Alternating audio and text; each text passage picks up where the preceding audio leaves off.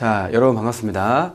자, 오늘부터 민간 경력자 5급, 7급 PSAT 언어 논리를 저와 함께 이제 강의를 진행하시게 됩니다. 저는 언어 논리를 담당하는 여성권 선생이라고 합니다. 지난 11년 정도 이제 PSAT 언어 논리를 강의해왔고 상당히 많은 합격생들을 낳았습니다. 민간 경력자 관련한 수험생분들도 만날 기회가 좀 있었습니다. 다만 직장을 다니시면서 공부를 하시는 분들이 꽤 많았고 또 저녁 시간이나 주말 시간만을 할애해서 공부를 하시려다 보니까 상당히 좀 어려움을 많이 토로하시는 것들을 볼 수 있었습니다. 또한 이 언어 자료 상황 중에서 보통 자료 해석을 많이 어려워하시고 상황, 그다음 언어를 많이 어려워하진 않으세요. 사실상. 그럼에도 불구하고 이 언어 논리라는 과목은 전체 25문제 중에서 23개 정도는 맞아야 되는, 즉 다른 과목의 타 과목에 비해서 어떤 경쟁력을 갖춰야 되는 그런 과목이지 그냥 대충 봐서 적당히 한 20개 맞겠다. 그러면 상대적인 경쟁력이 떨어질 수 있는 그런 시험입니다. 그래서 제가 여러분을 도와드릴 때는 전체 25개 중에서 한두 개 말고는 다 맞을 수 있게 도와드리는 것이고, 또 하나는 좀 신속하게 빨리 풀 수 있는 어떤 시간 절약 기술, 또 이 언어 논리의 본질에 대해서 이제 하나하나 차곡차곡 말씀드리게 될 겁니다. 그래서 지금까지 총 7개년의 기출문제가 나와 있고요. 각 회차마다, 각 연도마다 대략 3번 정도로 나누어서 차분하게 꼼꼼하게 설명을 드리도록 하겠습니다. 자, 그러면 오늘 저와 함께 진행하시게 될 회차는 2015년도 문제입니다. 시작해 보도록 하겠습니다. 자, 1번 보시면 다음 글에서 알 수 있는 것만이라고 했는데요. 자, 먼저 오늘은 인트로다 보니까 짧게 말씀드려야 될 부분이 있습니다. 그것은 뭐냐면 이 PSAT라는 시험이 이것이 Public Service Aptitude Test입니다. 여러분 아시는 것처럼 공직 적격성 평가예요. 이 말씀 왜 드리냐면 공직에서 다룰 만한 글을 이렇게 설치한다는 거예요. 그래서 1번에 보시면 공직의 기강이 딱 나오죠. 이게 수많은 그런 언어의 어떤 소재들, 인문, 사회, 과학, 예술, 기타 등등의 소재들이 있지만 왜 하필 딱히 1번을 공직이라든지 또는 한국사에서 어떤 민족 정신을 드높인 그런 사람들을 내느냐에 대한 주목이 필요하고, 그러다 보니까 1번 문제만의 어떤 색깔이 있어요. 그것도 알고 시작하시면 좋습니다. 자, 그리고 유형으로 봤을 때 유형이 이제 이원 분류표라는 말 많이 씁니다. 그래서 이원 분류표라는 말은 뭐냐면 제가 방금 말씀드린 것처럼 자, 인문, 사회, 그 다음에 보통 자연과학에서 자연이란 말을 쓸 수가 있고 마지막으로 예술 이렇게 쓸 수 있는데, 자, 비중으로 봤을 때는 이 인문하고 자연이 한 5분의 5분의 2 정도 되는 거예요. 그러니까 상당히 많이 나오고 이 인문이 엄밀히 말하면 5분의 2보다도 좀 더 많이 나옵니다. 나머지 5분의 1을 이렇게 나눠 가지는 셈인데 예술은 거의 나오지 않습니다. 가끔 한 문제씩 나오는데 거의 나오지 않고 이제 인문, 자연이 주된 그런 포션을 차지하게 됩니다. 그래서 이런 것이 있고, 또 하나는 뭐냐면 자, 또 하나는 여기 보면 알 수 있는 것만 이렇게 나와 있는데요. 자, 이 알 수 있는 것만이라고 했으니까 또 어떻게 나눌 수 있냐? 자, 이렇게 나눌 수가 있는 거예요. 자, 이것은 어떤 유형이냐? 이것은 바로 이해 유형으로 볼 수 있는 거죠. 이해. 또 관점에 따라서는 알 수 있다라는 것은 추론에 해당하는 내용이다 보니까 이해보다는 뭐 추론 이렇게 볼 수도 있는 면도 있습니다. 자, 그래서 이해. 그 다음에 뭐가 있냐면 자, 표현 파트라는 것이 있어요. 표현 파트. 자, 그리고 추론. 마지막으로는 자, 논리적 비판. 이렇게 4가지 영역으로 되어 있습니다.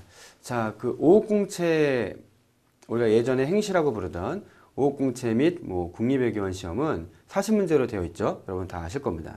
그 중에서 이제 40문제는 이제 절반 나눠져 있어요. 그래서 19번, 20번, 그리고 39번, 40번으로 되어 있고, 자, 그러다 보니까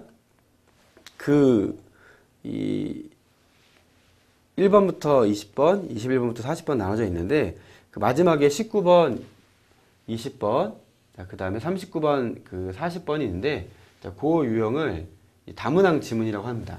다문항 지문. 근데 지금 이 민간 경력자는 아직까지는 다문항 지문이 나오고 있지 않고 안 나올 가능성이 상당히 높아요. 그래서 그 다문항 지문까지, 네, 다문항 지문까지 이렇게 5개 영역으로 나누는데 민간은 안 나온다고 했으니까 이렇게 제가 지워볼 것이고, 자, 이렇게 4가지 영역. 그래서 인문사회, 자연과학, 예술, 그리고 이해, 표현, 추론, 논리적 비판이 뭔지는 알고 시작하셔야 되는데, 제가 짧게만 말씀을 드리면, 자, 이해라는 거는 부합, 일치라는 유형인 거예요. 부합, 일치. 자, 그 다음에 표현이라는 것은 빈칸완성이 주로 나옵니다. 빈칸완성. 그리고 예전에는 이제 문단별이 나오기도 했었어요.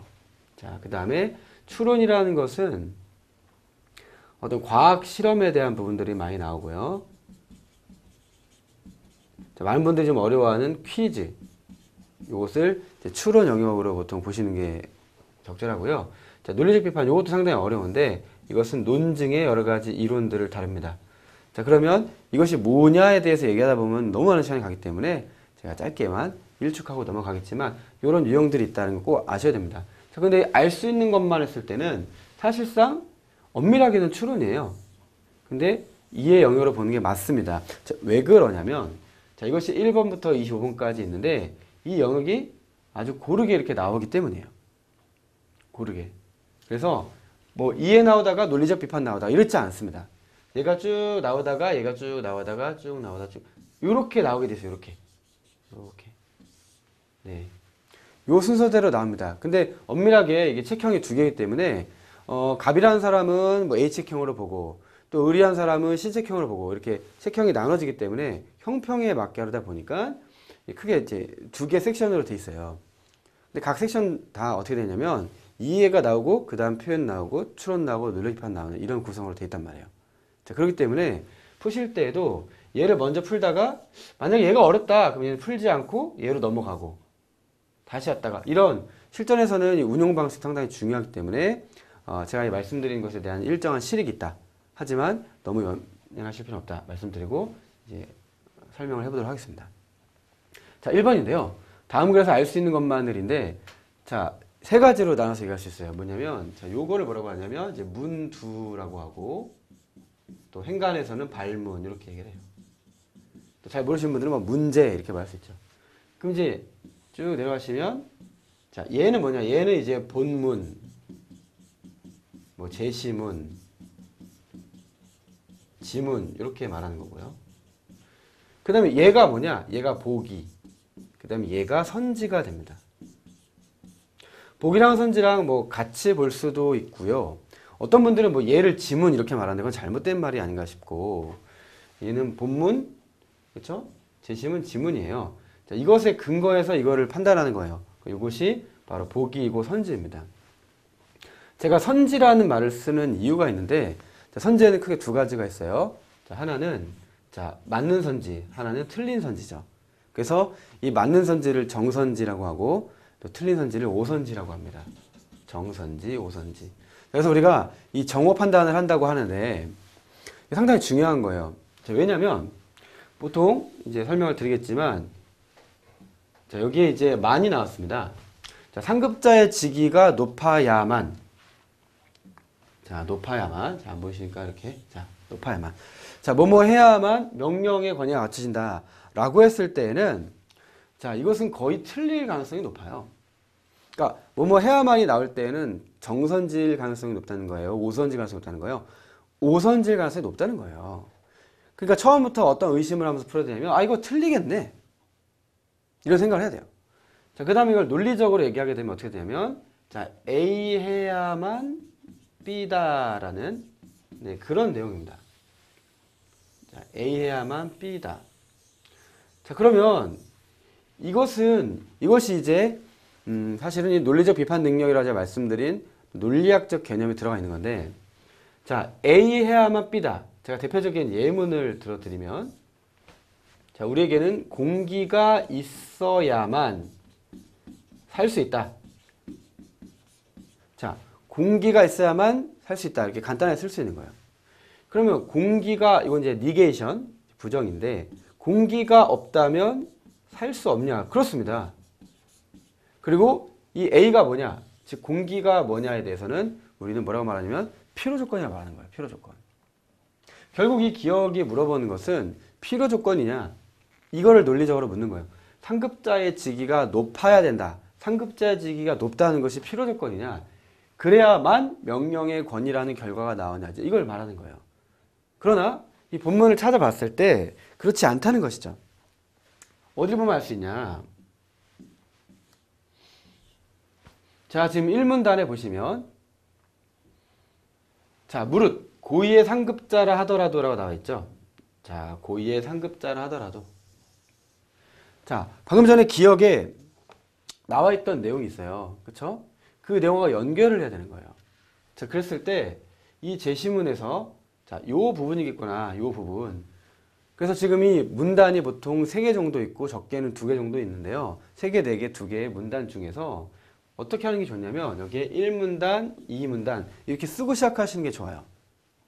1, 2, 3. 그 다음에 기역, 니은, 디귿이나 1, 2, 3, 4, 5가 있을 때 연결하는 거야. 연결을. 아, 이 기역은 몇 문단이겠구나. 아, 1번은 몇 문단이겠구나. 이것을 습관화 하셔야 되지. 이 말씀 왜 드리냐면 보통 그냥 쭉 읽으실 거예요. 쭉 읽고 이제 기억 판단. 뭐 나쁜 건 아니에요. 그러나 제가 왜 문두와 제시문, 선지라는 걸 나눠서 얘기했는지 이걸 잘 이제 유념하실 필요가 있습니다. 자, 아무튼 간에 자, 무릇 고의의 상급자라 하더라도 그가 한 개인으로서 하급자를 반드시 복종하게 할 권위가 있는 것은 아니다. 그 다음 뭐가 나와있죠? 오직. 그래서 필요 조건은 얘가 아니라 국가의 법제를 충실히 따랐을 때 비로소 갖춰지는 것이다. 국가의 법을 충실히 따른다는 거예요. 즉 법치라는 것이죠. 공직이라고 되어 있죠. 공직은 뭐예요? 행정이에요. 행정. 그래서 결국 이 지문이 말하고 있는 주제는 법칭정인 거예요.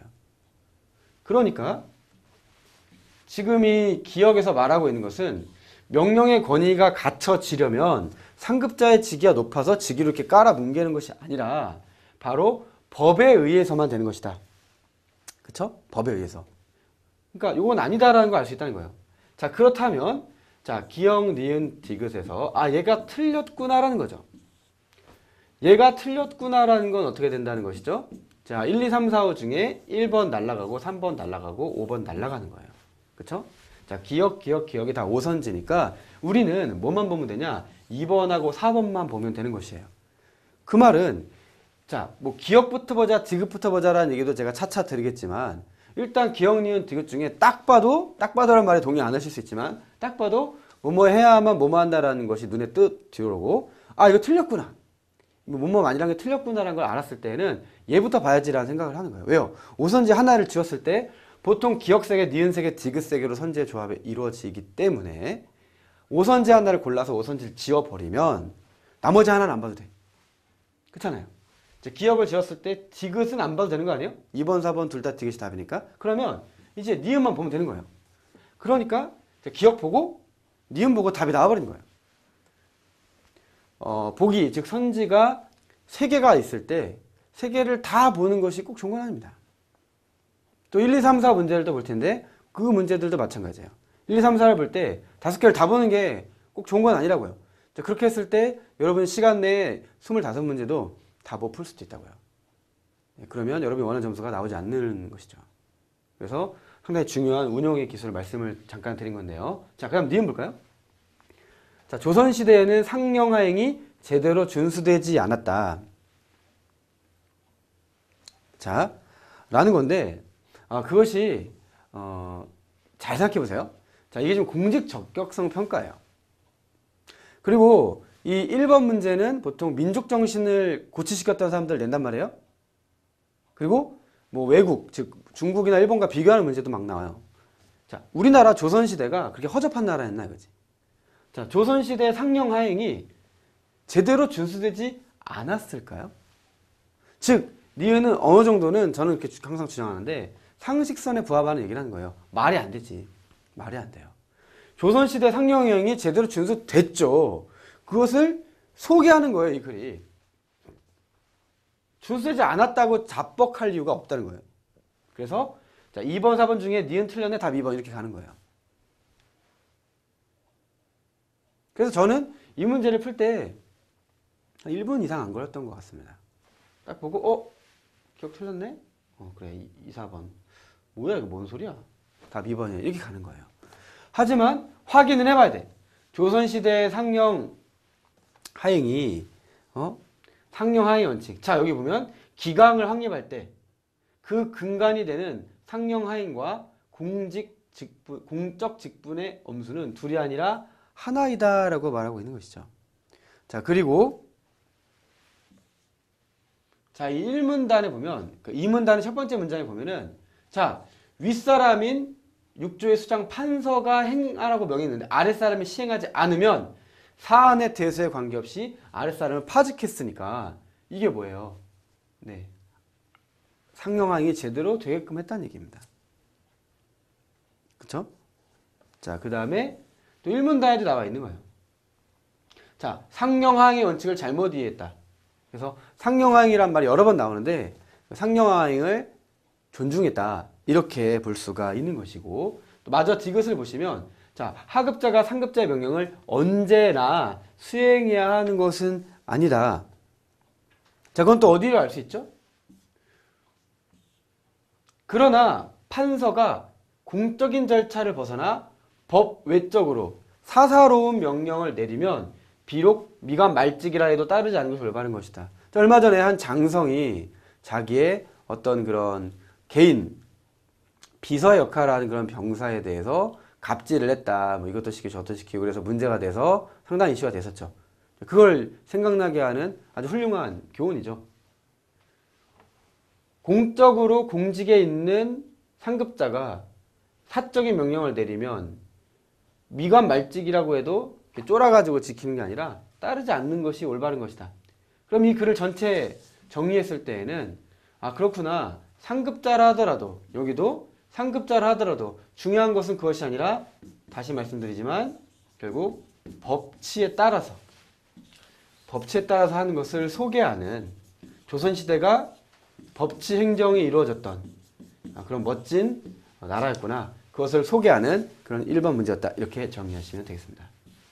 자, 그 다음에 자 2번 문제 같이 보시도록 할까요? 자, 2번 문제 문맥상 다음 글에 이어질 내용이라 나와 있는데요. 자, 다음 글에 이어질 내용이라는 것은 사실은 어떤 영역이냐면 후속 연결이라고 하는 표현 파트라고 볼 수 있습니다. 자, 그래서 표현 파트인데 자, 테레민이라고 하는 좀 생소한 악기를 소개하고 있고 자, 1문단, 2문단, 3문단이 되어 있는데 요 뒤에 뭐가 이어질 것이냐를 골라라라고 하는 그런 문제인 것이죠.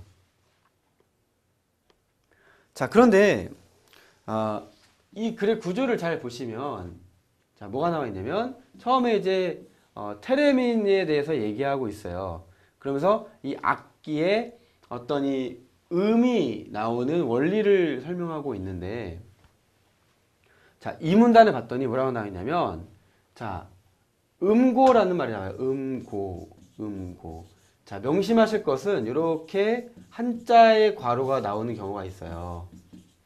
또는 뭐 영어라든지 이런 게 나오는 경우가 있는데 이런 경우에 사실 이거 안 써도 상관없어요. 그렇죠? 그냥 이렇게 해도 된다고요. 근데 이렇게 하는 이유는 물론 이해를 돕기 위해서 또는 뭐 동음 이해라든지 중의적인 중복을 막기 위해서이기도 합니다. 그러나 그런 의도보다는 이것이 키워드입니다를 설명하려고 하는 거예요. 이것이 키워드다. 자, 그래서 음고라는 게 키워드구나를 자, 글을 보세요. 글에 괄호가 아무것도 없죠. 아무것도 없어요. 근데 이 음고가 아주 중요하구나라는 것을 빨리 눈치를 채셔야 되는 그런 부분입니다. 자, 그런데 자, 음고. 그러니까 오른손으로는 음고를 오른손이죠. 조절하고 자, 왼손으로는 음양을 조절한다. 따라서 뭐 음고 조절 회로, 음양 조절 회로다. 이 두 회로가 하나로 합쳐지면서 두 손의 움직임에 따라서 음고와 음양을 변화시킬 수 있다. 해서 그 다음 뭐가 나와요? 자, 이제 음고에 대해서 알아보자 이렇게 나와 있죠. 그러니까 음고와 음양에 대해서 알아보자라고 하고 음고를 얘기하고 있어요. 여기서 음고만 얘기하는 거예요. 그러니까 그 다음에 당연히 뭐가 나와야 돼요? 음양이 나와야죠. 그러니까 3번 아니면 5번이구나를 알 수 있는 거죠. 그렇죠? 음양이 조율되는 원리, 음양을 변경하는 원리 이렇게 나와 있는데 자, 오른손은 사실은 방금 전에 뭐라 그랬죠? 오른손으로 음고 왼손으로 음량이니까 5번은 틀린 거예요. 자, 오른손과 왼손이에요. 근데 이것을 어떻게 표현한 거냐면 이렇게 표현한 거예요. 자, 그래서 5번은 오른손과 음량의 대응이 잘못된 그런 문제인 거니 그래서 답이 아닌 거고. 자, 음고를 소개하고 음량을 소개하는데 그렇죠? 1문단은 테레민, 2문단은 음고와 음량. 그럼 이제 음고 음량이 나와야 되는데 3문단은 음고가 나온 거예요. 그럼 이어질 글이라는 것은 여기 없지만 4문단인데 3문단에 뭐가 나와야 되겠어요? 음량이 나와야 되겠죠. 3번, 5번. 근데 왼손이 맞지? 오른손은 아니다. 답은 3번. 이렇게 푸시라는 얘기죠. 자, 그 다음에 자 3번으로 가보겠습니다. 자, 3번도 표현 파트입니다. 표현 파트. 그래서 뭔가 이 전체 흐름과 맞지 않는 한 곳을 제가 앞으로 이제 어떻게 발음을 할 거냐면 이것을 기역, 니은, 디귿, 리을, 미음 이렇게 발음하지 않을 거예요. 그리고 명심하실 것은 참 많은 대한민국 사람들이 기읍, 기읍 이래요. 기읍, 기읍. 그래서 우리말인데 뭐 A를 뭐 에으 이럴 수는 없는 거잖아요. 그쵸? 영어로 얘기를 들면 F를 뭐 if 이럴 수 없잖아요. 근데 우리나라 희한하게 기역, 기역 이러는 거예요. 여러분이 고위공직에 가려고 하는 분들이라면 최소한 기역이라는 걸 좀 기억했으면 좋겠어요. 기역이에요, 기역. 아시겠죠? 제가 만난 10명 중에 9명이 다 기역, 기역 그러는데 저는 사실 좀 마음이 편치는 않더라는 거예요. 기역입니다, 기역. 그래서 난 놓고 기역자도 모른다지, 난 놓고 기역자도 모른다. 이렇게 말씀하시면 안 되는 거고. 근데 저는 이제 이걸 기역, 니은, 디귿, 리을, 미음 그러면 시간이 오래 걸리니까 어떻게 읽을 거냐면 그느드르무 이렇게 읽을 거예요. 자, 제가 발음해볼까요? 기역, 니은, 디귿, 리을, 미음 이게 빨라요? 그느르무 이게 빨라요? 그느르무, 그느르무, 그느드르무, 그느르무. 그래서 빨리빨리. 자, 맞지 않은 것을 그느르무 차에서 이렇게. 순간 너무 빨리 얘기하니까 뭔 소리인지 모르겠지만 그느드르무에서 차서. 그럼 도대체 무슨 외계어냐 하실 수 있지만 자, 그래서 그, 느, 드, 르, 무 이렇게 말할 거예요. 잘 이해하셔야 됩니다. 근데 이렇게 이 그느드르무 문제는 거의 르무에서 답이 나와요. 아니면 드르무. 그느에서 답이 나오는 경우가 없는 건 아닌데요. 거의 없어요. 거의. 명심하셔야 돼. 대한민국의 거의 모든 시험이 그느드르무 문제가 있는데요. 거기서 그느가 답이 되기 상당히 힘든 거예요. 그러니까 뭐부터 봐야 되냐? 무르부터 보세요. 무르부터. 무르부터. 그래서 자, 이 문제가 지금 요구하는 건 뭐예요? 가끔 나오는 유형인데 수정하는 거예요. 수정하는 거. 수정하는 거니까 어떻게 하면 되냐? 그냥 대입을 하시면 돼요. 대입. 자, 그러면 자, 5번 보시면 오스만 제국이 유럽으로 확대될 것이라는 자신의 확신을 보여줬다. 오스만 제국이 아시아로 확대될 것이라는 자신의 확신을 보여줬다. 그러니까 이게 유럽이냐 아시아냐라는 거를 이제 골라야 되는 문제인데 이거는 뭐 글을 읽어봤다는 전제에서 말도 안 되는 얘기예요. 왜냐하면은 여기서 지금 이 문맥상 뭐 로마의 옛 명성, 뭐 로마 사람의 땅 이렇게 함으로써 아시아? 우리가 지금 글을 다 안 읽었지만 이건 말이 안 되죠. 로마 하다가 왜 갑자기 아시아 나와요? 로마는 유럽이지. 그래서 5번 틀렸구나. 자, 4번은 뭐냐면 르를 보시면 단절을 추구하는 정보강 메흐메드 2세의 의도에서 비롯된 것. 그럼 이러한 행위라고 했으니까 사실 앞을 다 읽어봐야 됩니다. 자, 그런데 4번 먼저 보시면 자, 연속성을 추구하는 정보강 메흐메드 2세의 의도에서 비롯된 것. 그럼 이게 지금 단절이라고 나와 있고 고친 것은 연속성이라고 나와 있으니까 완전히 반대말이죠. 자, 그래서 지금 쭉 보셨을 때 자, 뭐 하고자 했고 뭐뿐만 아니라 뭐 하라고 했고 자, 더 중요한 건 그 앞이죠. 자, 역대 비잔틴 황제들이 제정한 법을 그가 주도하고 있던 것에 모델로 이용을 했다면 자, 기존의 왕들의 거를 자기의 모델로 이용한 것은 단절의 연속이에요. 단절이 아니죠. 단절이 될 수가 없죠. 그래서 연속성이라고 하는 4번이 정답이겠구나라고 해서 자, 5번 유럽과 아시아 말이 안 되는데 유럽이지 로마가 무슨 아시아야. 틀렸어. 자, 무 틀렸어. 르 앞에 문맥을 봤더니 지금 이게 역대 왕들의 법을 자기가 이렇게 원용을 하고 끌어들이는 거니까 단절이 아니고 연속성이겠구나를 아는 게 어려운 건 아니죠. 4번이네 하고 넘어가시면 되는 거예요. 자, 그래서 3번 봤습니다. 자, 4번 문제. 철학의 여인의 논지를 따를 때 기억으로 적절한 것.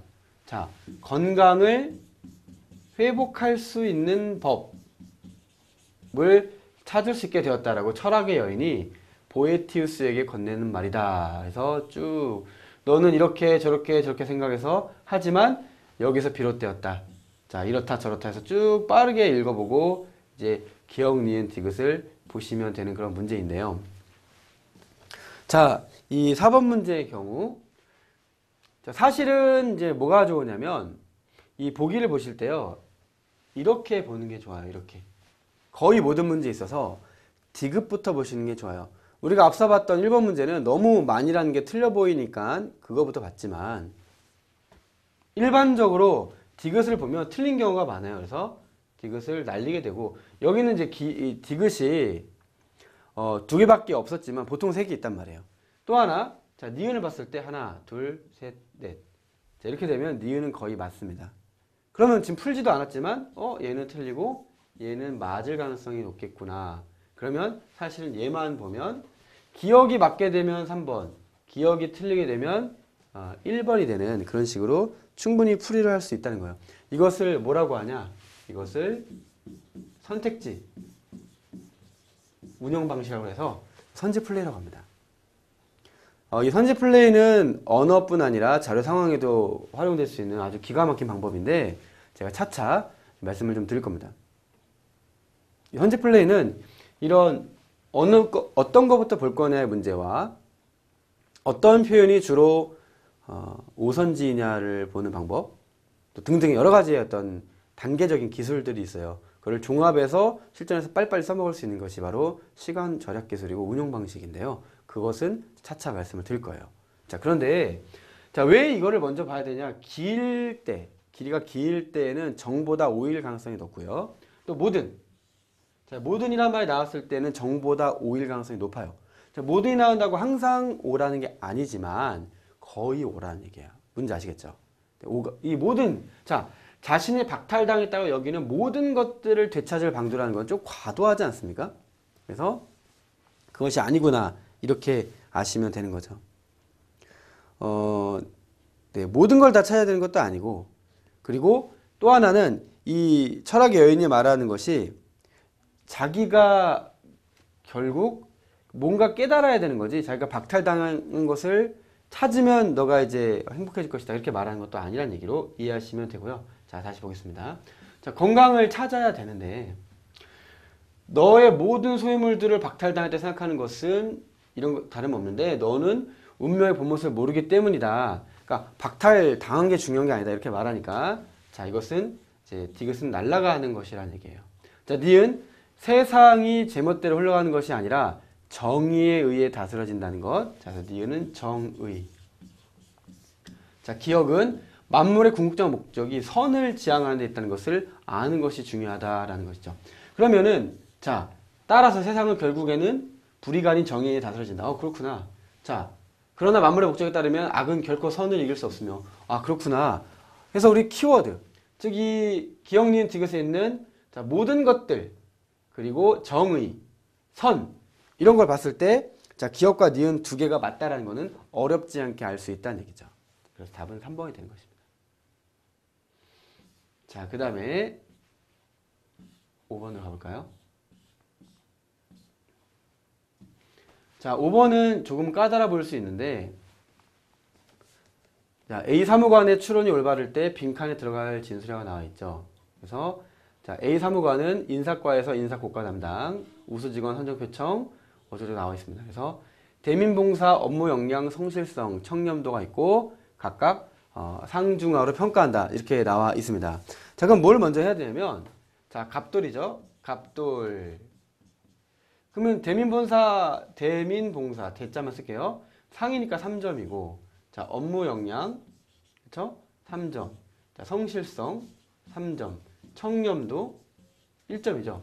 여러분이 실제 이제 시험 보실 때는 요 위에다 써야 돼요, 그냥. 저는 이렇게 좀 깔끔하게 보여드리기 위해서 한번 써보는 것입니다.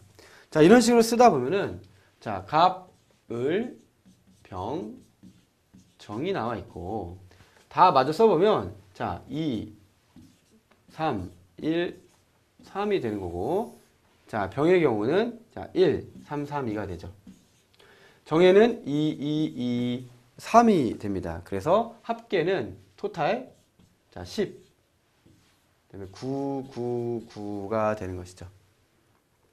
그렇죠? 그래서 이 합계가 자, 이렇게 된다라는 것을 간단하게 우리가 볼 수 있습니다.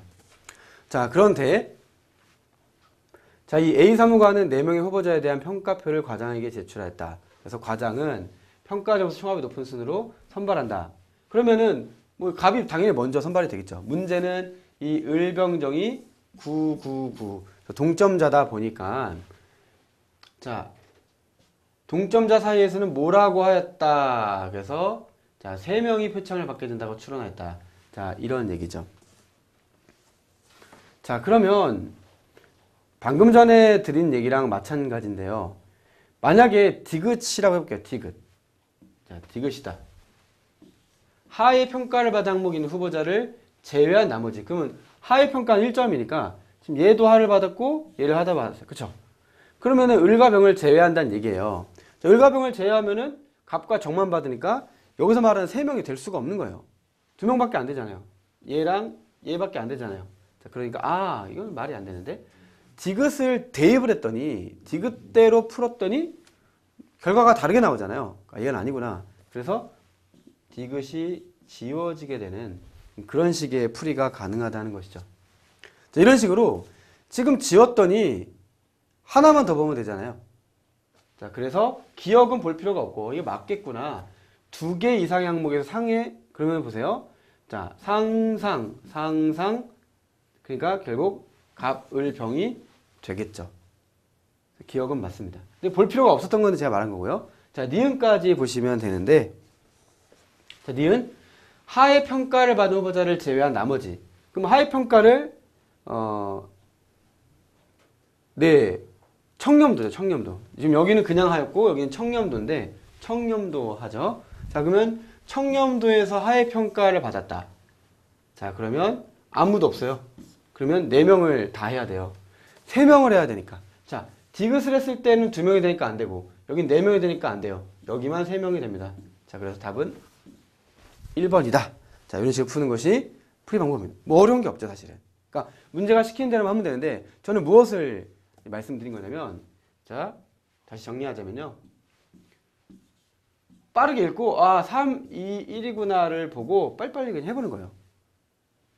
그래서 여기다 쓰는 거예요. 그냥 여기다가 3 막 쓰는 거예요. 그 다음에 여기를 꼼꼼하게 읽어봐야 되겠죠. 아, 갑이 되는 거는 분명한 사실이고 을병정이 동점자인데 여기가 중요한 거예요. 여기야. 3명. 3명이 되게 하려면 누구지? 하고 그냥 대입을 해버리시면 디귿은 안 되는데? 그럼 1번, 3번이네? 니은 안 되네? 1번이네? 이렇게 풀라는 얘기죠. 그러니까 멍 때릴 필요가 없는 문제다. 자, 이렇게 보시면 됩니다. 자, 그 다음에 자, 요것이 좀 어려운 문제일 수 있는데 다음 글의 내용이 참일 때 반드시 참. 자, 이 반드시 참이라는 문제는요. 연역이라는 말이에요. 연역. 자, 100% 참이다. 이것을 다른 말로는 타당이라고도 합니다. 그래서 타당이라는 말과 반드시 참이란 말과 연역이란 말이 동의어다라고 이제 이해하고 이 문제를 접근하셔야 돼요. 두 번째는 그러면 이런 연역이나 반드시 참이나 타당 주로 반드시 참이 나오는데 이런 문제 풀 때 어떻게 해야 되는 거냐? 자, 이런 문제 풀 때는 기호화라는 걸 하셔야 돼요. 기호화? 기호화가 뭐지? 이런 생각할 수 있는데 기호화라는 거는 요것을 자, 도덕성 있는 어떤 사람도 결함 있는 그러면 예를 들면 도덕에 결함이 있다 이렇게 표시하는 것. 그러면 공무원으로 채용되지 않는다. 채용되지 않는다. 자, 이런 식으로 이 첫 번째 문장을 간단하게 쓰는 거예요. 됐죠? 이렇게 하면 또 헷갈릴 수 있어요. 그래서 자, 결함이 있다면 채용되지 않는다. 이렇게 쓰는 게 좀 더 포멀할 수 있겠습니다. 그 다음에 이제 두 번째 문장 봤을 때 어떻게 기억할 수 있죠? 자, 업무 능력을 검증받았고 and를 이렇게 보통 많이 써요. 추천을 받았으며 그 다음에 공직관, 관 해볼까요? 공직관이 특철한 세 조건을 모두 만족하는 애는 뭐가 돼요? 채용이 된다. 이것도 나중에는 막 채자 이렇게만 쓰면 돼요. 자, 그 다음에 이것을 이제 대우를 취할 수도 있는 거예요. 대우. 그럼 채용되지 않았다는 것은 검증되지 않았거나 추천받지 않았거나 관이 없구나. 자, 이렇게 생각할 수도 있는 거죠. 자, 그 다음에 그럼 여기까지 지금 한 거예요. 자, 올해 공무원으로 채용되는 사람들 중에서 봉사정신이 없는 사람 없다. 그 말은 봉사정신은 다 있다. 이렇게 확정적인 게 되는 거예요. 봉사정신이 다 있다. 자, 그 다음에 또는 뭐 다르게 쓸 수도 있어요. 자, 공직관이 투철한 철수. 중요한 건 철수죠. 철수라는 거는 자, 채용시험에 지원하여 업무 능력을 검증받았다 했으니까 여기다가 검증 이렇게 쓰시면 되겠죠. 검증이다. 자, 중요한 건 지금 1, 2, 3, 4를 봤을 때 다 철수가 나와 있어요. 그렇죠? 그러니까 철수가 뭐냐가 중요한 거고 철수는 검증받았구나. 사실상 여기서부터 시작하셔도 되는 것입니다. 자, 그런데 우리 이제 반드시 참을 골라야 됩니다. 그래서 이제 하나하나 봐야 되는 그런 문제가 될 수 있는데 자, 시간 관계상 제가 다 보지는 않을 거고요. 자, 정답인 3번을 먼저 말씀드려 보면은 자, 철수가 도덕성에 결함이 있다면 그 말은 결함이죠. 결함이 있다면 그는 추천을 받지 않았다 이렇게 나와 있는데 자, 지금 자, 결함이 있다면 자, 어떻게 될까요? 결함이 있다. 결함이 있다면 낮채용이라고 했죠. 낮채용. 근데 지금 보면은 낮채용이라는 것은 여기로 연결되는 거죠. 이거이거나 이거이거나 이거이거나 이렇게 되는 거예요. 자, 그런데 검증은 어떻게 돼요? 검증은 받았으니까 얘는 사라지게 되는 거겠죠. 네. 그리고 자, 어떻게 됩니까? 그 다음에 낮 추천해서 지금 관을 봤을 때 사실 요걸 제가 지금 안 쓴 건데 아, 철수는 검증도 있고 관까지 있구나 이렇게 되는 거예요. 관. 왜냐하면 아무리 살펴봐도 3개 중에 지금 2개가 날아가야 결론이 나오는데 검증만 했을 때는 하나밖에 안 날아가기 때문에 아, 얘도 관이 있으니까 날아가는구나. 그러면 아, 얘는 자, 추천을 받지 않았다가 참이 되는 그러한 원리로 이 문제를 냈다는 것입니다. 자, 무슨 얘기냐? 자, P면 Q, R, S. 자, 요 문장에서 Q가 아니고 R이 아니라는 것이 나오면 이렇게 날아가서 그러므로 S. 이것을 우리가 논리학에서 뭐라고 하냐면 자, 선언지 제거라고 보통 말을 해요. 이것이 OR인데요. 이제 A, OR, B, A, OR, B에서 B, A가 아니면 B가 되는 거죠. 쉽게 말하면 남자 또는 여자인데 제 남자가 아니야. 그럼 뭐가 돼? 여자가 되는 거예요. 자, 그리고 뭐 이거 아니면 이거 아니면 이거야 이렇게 말하면 나머지 하나가 되는 거죠. 예를 들면 혈액형이 A형이거나 B형이거나 AB형이거나 뭐 O잖아요. 네, 근데 이렇게 나와 있는데 이 중에서 뭐 쟤는 A형도 아니야, B형도 아니야, AB형도 아니야. 그럼 당연히 뭐가 되겠어요? O형이 될 수 있겠죠. 혈액형이 4개라는 전제하에는. 자, 이렇게 논리학적으로 묻는 경우가 있는데 이것을 바로 선언지 제거법이라고 하고 자, 이 문제는 사실 상당히 쉬운 문제일 수 있습니다.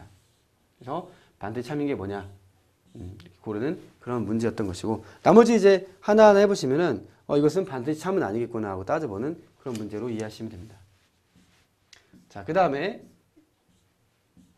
네, 7번인데요. 사실상 그 실전이라면 이 7번은 뒤로 제끼는 게 좋아요. 까다로운 문제라고 저는 생각하기 때문입니다. 자, 원칙을 바르게 적용한 것을 골라라 라는 그런 문제인데요. 자, 보겠습니다. 자, 문장 X가 참일 경우 문장 Y는 반드시 참이지만 그 역을 성립하지 않는다면 문장 Y의 확률은 X 확률보다 높다. 일단 읽는 순간 머리가 띠용 마십니다. 그래서 아, 이건 아니다 싶으면은 25문제 중에 마지막 2개, 3개로 보내셔야 되는 거예요. 그러나 저는 실전적인 요령보다는 이제 순서대로 푸는 걸 선택했기 때문에 간단히 말씀을 드리려고 하는 겁니다. 그러나 자, 이 7번 문제에도 예외가 아닌 것이 뭐가 있냐면, 자, 지금 기역, 니은, 디귿이 있는데, 자, 디귿이 틀렸다는 시나리오를 먼저 상정을 해요. 자, 그러면 디귿이 띵띵띵 날아가니까, 자, 1번과 2번이 되게 되고, 그 다음에 하나만 보면 되는 거예요. 이것을 실전에서는 강력하게 권한다는 것이죠. 자, 그러면, 자, 디귿을, 디귿 틀렸겠네. 약간 이런 느낌으로 봐야 돼요. 그래서 디귿 보시면, 자, 내년 예산에서는 국가균형발전 예산, 복지예산, 에너지 절감 관련 기술개발 예산이 모두 늘어난다.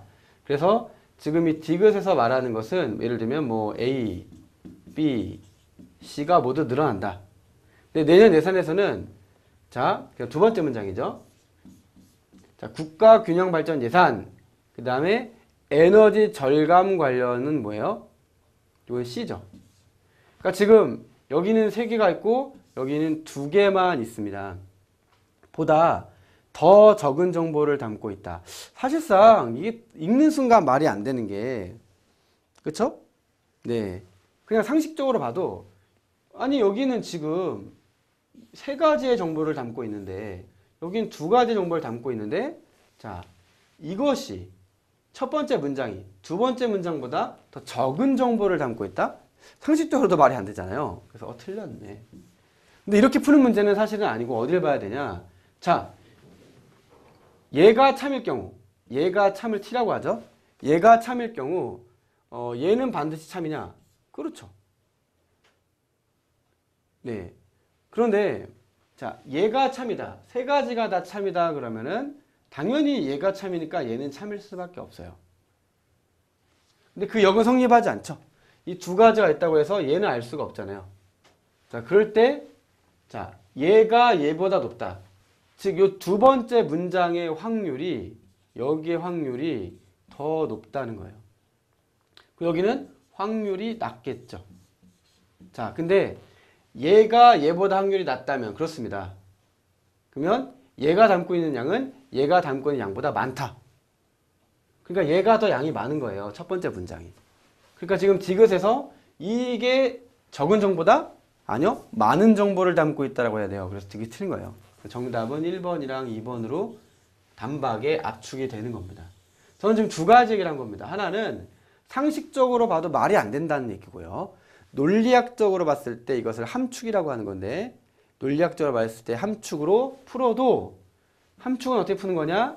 자, x가 참일 경우 y가 참이다라는 것은 x가 y를 함축한다. 이렇게 말을 하는 거예요.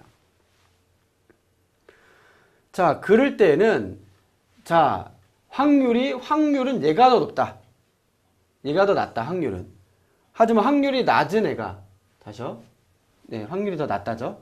근데 확률이 낮은 애가 더 양은 많다. 양은 더 많다. 이건 확률이고. 그렇게 논리학적으로도 얘기할 수 있다. 이 얘기였습니다. 자, 그 다음에 이제 기역, 니은을 이제 봐야 되는데. 자, 니은도 보시면 어떻게 우리가 알 수 있겠습니까? 자, 니은에 보면 뭔가 월성에 문제가 생기거나 고리에 생긴다는, 자, 월성에 생긴다보다 더 많은 정보를 담고 있다. 이렇게 말을 했는데, 자, 이건 어떻게 되는 거냐면 이걸 이렇게 생각하시면 돼요. 자, 월성 또는 고리, 화살표, 월이냐, 아니면 월, 화살표, 월성 또는 고리냐, 이렇게 되는 거예요. 이게 맞죠? 자, 이것이 F일 가능성이 있기 때문에, 얘만 참일 수 있기 때문에 이게 넘어간다고 해서 월성임을 알 수가 없다는 얘기입니다. 자, 무슨 얘기죠? 여러분이 기본 상식적으로 알 수 있을 거라 생각하시는데, 자, P와 Q와 P 또는 Q라는 게 있어요. 자, 경우의 수는 4가지가 있습니다. TT, TF, FT, FF예요. 그럴 때는 자, 이 OR이라고 하는 것은 하나만 참이어도 참이에요. 그러므로 둘 다 참이니까 당연히 참, 하나만 참이어도 참이니까 참, 여기는 F예요. 그러니까 얘가 참이라고 하더라도 이 3개 중에 뭔지 알 수가 없어요. 이 3개 중에 뭔지 알 수가 없는 거예요. 즉, FT일 가능성을 배제할 수 없어요. 즉, 월성은 F고 고리가 t일 가능성이 있단 말이에요. 근데 그럴 때에는 월성이 t란 걸 알 수가 없기 때문에 자, 결국 뒤에 게 앞에 거를 함축하게 됩니다. 그러니까 뒤에 게 확률이 얘가 더 높게 된다고요. 확률이 높고 함축하는 애가 확률이 낮다 그랬잖아요. 네, 확률이 낮지만 확률 낮은 애가 더 많은 정보를 갖고 있는 거예요. 그러니까 앞에 것이 뒤에 것보다 더 적은 정보를 담고 있고 거꾸로 된 거예요. 니은 틀렸네. 답 1번 이렇게 가는 것이죠. 그러니까 저는 이 문제가 쉬울 수 있어요. 제가 이 문제를 통해서 말씀드리고 싶은 거는 자, 제가 지금 논리적 함축이 출제됐습니다. 이렇게 말씀을 드렸어요. 우리가 지금 보고 있는 것은 2015년도 문제입니다. 근데 저는 이 문제를 왜 사실은 비교적 쉽게 풀 수 있느냐. 이 논리적 함축이라는 것은 2008년도에 이 오공채 어원논리 나왔고 저는 그 문제를 수백 번을 강의했기 때문에 지금까지. 그래서 논리적 함축이 뭔지에 대해서 아주 자세하게 한 2, 30분 내지는 1시간 동안 강의를 할 수 있는 내력이 있기 때문이죠. 그리고 또 2014년도에도 2014년 2월에 시행된 이 PSAT 시험에서도 함축이 나왔단 말이에요. 그 밖에도 여러 번 나왔어요. 그러니까 논리적 함축이라고 하는 인지 영역의 중요한 요소를 알고 있다면 이 문제는 사실 거저먹기인 것이죠. 즉 기존의 기왕에 이 5공채 나왔던 문제의 핵심들을 사실 여러분들이 우리는 지금 기출 강의를 하고 있지만 아실 필요가 있는 겁니다. 그래서 이것이 변형돼서 다른 소재로 나오겠구나, 좀 쉽게 나오겠구나. 이걸 유념하면서 보는 것이 이 수험의 왕도입니다. 다만 시간이 부족할 때에는 시간이 뭐 한 달, 두 달, 또 내가 뭐 근무하느라고 공부할 시간이 없다 할 때는 뭐 그것까지 욕심내실 필요는 없고 제가 강의를 통해서 이것이 답 이렇게 풀면 돼요. 이게 아니라 여기서 말하는 기본적인 그 내력은 논리적 함축입니다 라는 말씀을 드리게 되는 거예요. 그래서 우리 문제집에 보면 우리가 지금 이 책으로 책 소개를 제가 일부러 안 했지만 네, 제가 낸 책이 있어요. 이렇게 그렇죠? 이 책 피스의 민간경력자 기출백서. 그래서 제가 이제 이 기출백서라는 이름으로 한 여러 권의 책을 낼 거예요. 민간경력자 기출백서, 뭐 오공채 입법고시 기출백서, 뭐 리트 기출백서, 뭐 수능 뭐 잘 모르겠지만 여러 기출백서를 낼 건데 기출백서라는 말이 전 마음에 들어서 이 제목을 선택했는데요. 자, 우리 문제집에 보면은 문제집 307쪽인데 문제집이 307쪽의 이 해설에 보시면 자, 이제 이런 말을 써놓은 거예요. 더 알아보기. 이 문제에 제시된 원칙과 유사한 내용, 즉 논리적 함축을 소재로 하여 2008학년도 오공채 어원논리 문제 31번, 2014학년도 오공채 어원논리 문제 33번, 또 요 문제 다음에 나온 거긴 하지만 2017학년도 추리논증, 2016년 8월에 시행된 건데요. 2017학년 추리논증 31번에 기출된 바 있다. 여러 개 되면 함께 살펴보시라는 얘기입니다.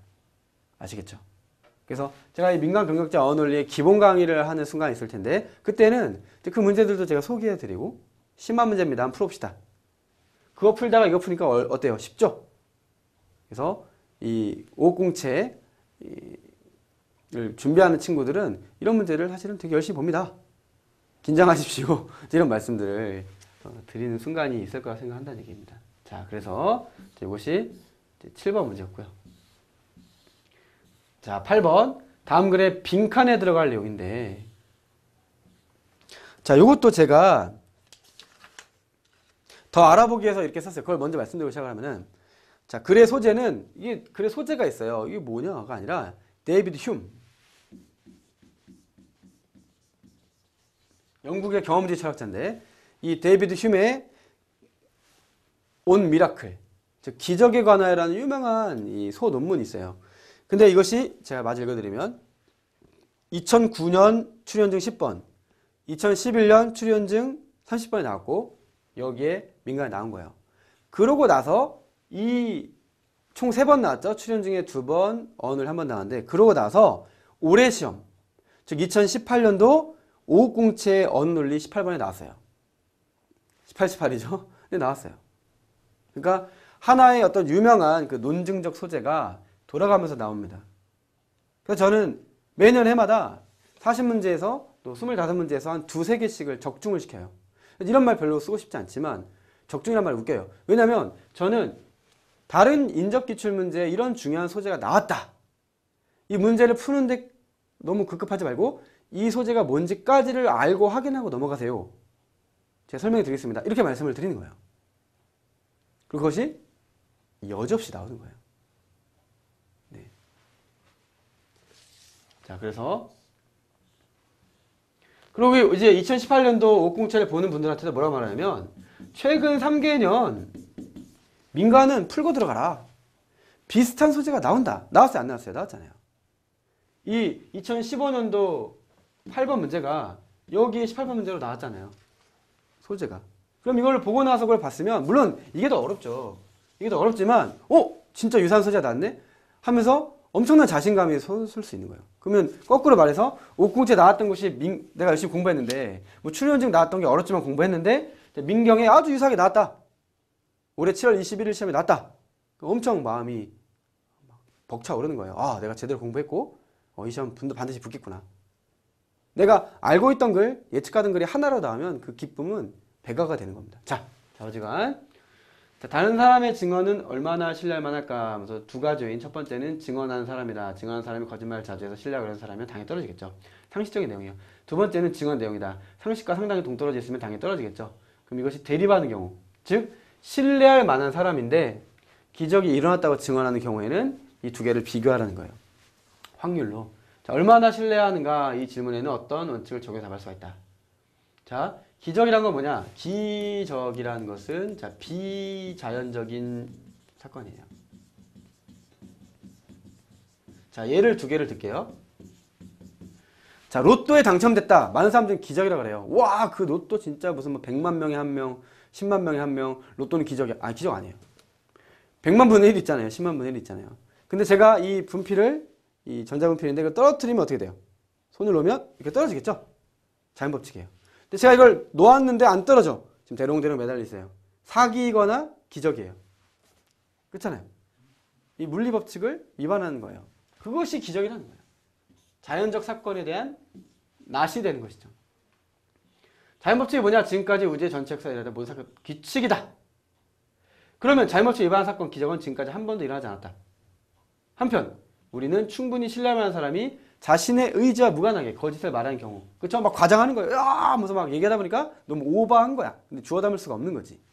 근데 그것이 와전되고 와전돼가지고 새로운 기적을 만들고 새로운 거짓 신화를 만든다는 그런 얘기예요. 이것이 휴민 말하는 거예요. 자, 그런 사건이 결국 앞에 것보다 이것만 보면 돼요. 이것만. 그런 사건이 일어날 확률은 매우 신뢰할 만한 사람이 거짓 증언을 할 확률보다 표시하시고 작을 수밖에 없다. 결국 신뢰해서는 안 된다.